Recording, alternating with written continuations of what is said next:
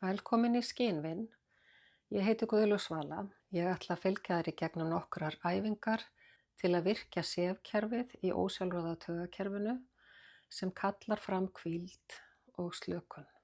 Og það sem við erum að gera er að virkja flökkutaugina eða vakustaugina sem er gjarnan lykillinn að því að virkja sefkerfið. Við byrjum á æfingu sem heitir Basic Exercise eftir Stanley Rosenberg og hún er oft gerð út af liggjandi. Ég ætla að sýna hana núna uppi sitjandi en hún er svona. Við spennum greipar aftur á hnakka og styðjum höfuðið í miðstöðu. Síðan horfum við eins kröftuglega og við treystum okkur til hægri. Bara með augunum án þess að snúa höfðinu. Og við horfum. Og hér getum við talið upp að 20 eða 30 eða beðið eftir því að það kallist fram geispi og eða kynging. Og þegar það gerist, eða þegar við höfum talið upp í 20 eða 30, þá horfum við aftur beint fram. Og síðan horfum við til vinstri, alveg á sama hátt. Teljum annaðhvort upp að 20 eða 30 eða hlustum eftir geispa og eða kyngingu.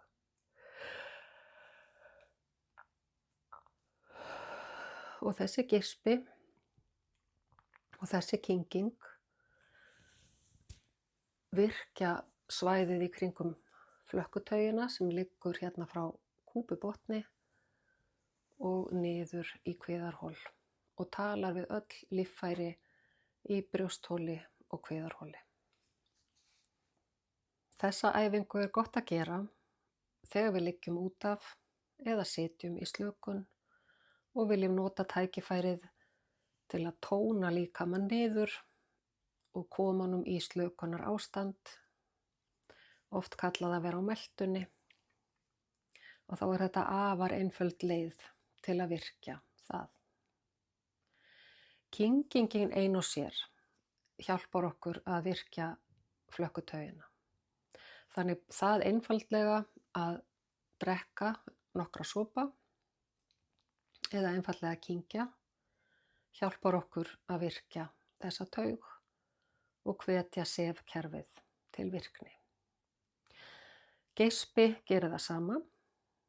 Þetta tvennt vorum við að framkalla í grunnæfingunni, þannig að hvort tveggja má nota í þessum tilgangi.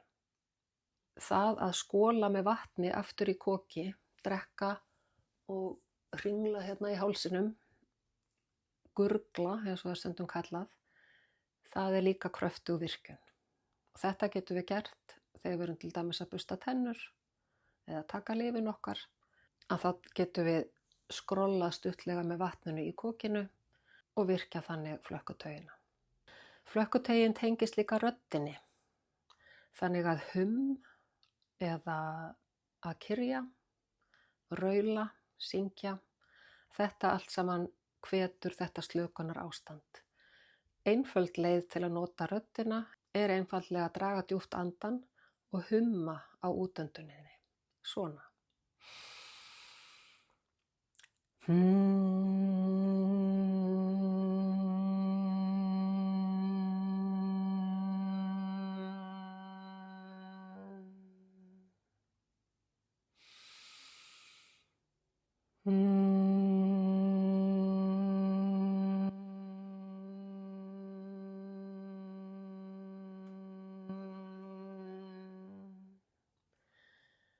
Og þá notar bara röddina á þínu raddsviði og þar sem þér finnst þægilegt og afslappað að humma. Önnur leið til að virkja sefkerfið er að lengja útöndun. Það getum við gert með því til dæmis að telja upp að 4 þegar við öndum inn og síðan upp að 6 þegar við öndum út. Það getur verið gott að hafa smá hlé þegar við erum búin að anda inn og líka þegar við erum búin að anda út. og við öndum inn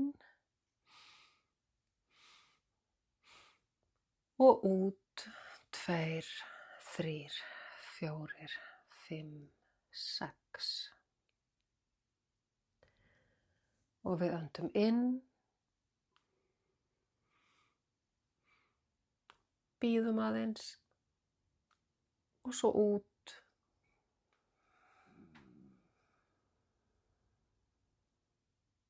og bíðum aðeins.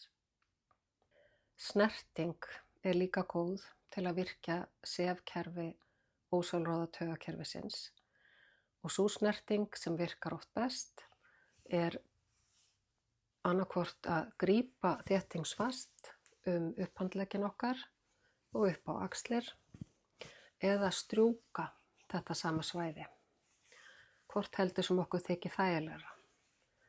Þetta er hreyfing sem við þekkjum frá bernsku og gefur okkur skilaboð að okkur er óhætt og við megum slaka á og hvíla.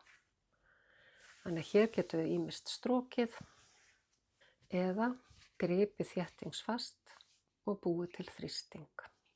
Þetta voru nokkrar einfaldar aðferðir til að virkja ósjálfráða taugakerfið.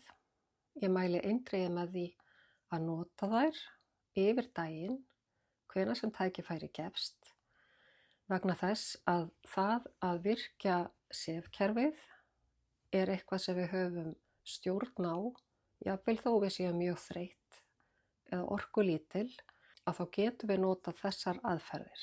Og þetta hjálpar líkamanum að finna mun á drifkerfinu sem að hvetur okkur áfram og er svona streitugreinin á ósjálfráða taugakerfinu, að finna mun á henni og slökunargreininni sem að leyfir okkur að hvíla og melta og slaka.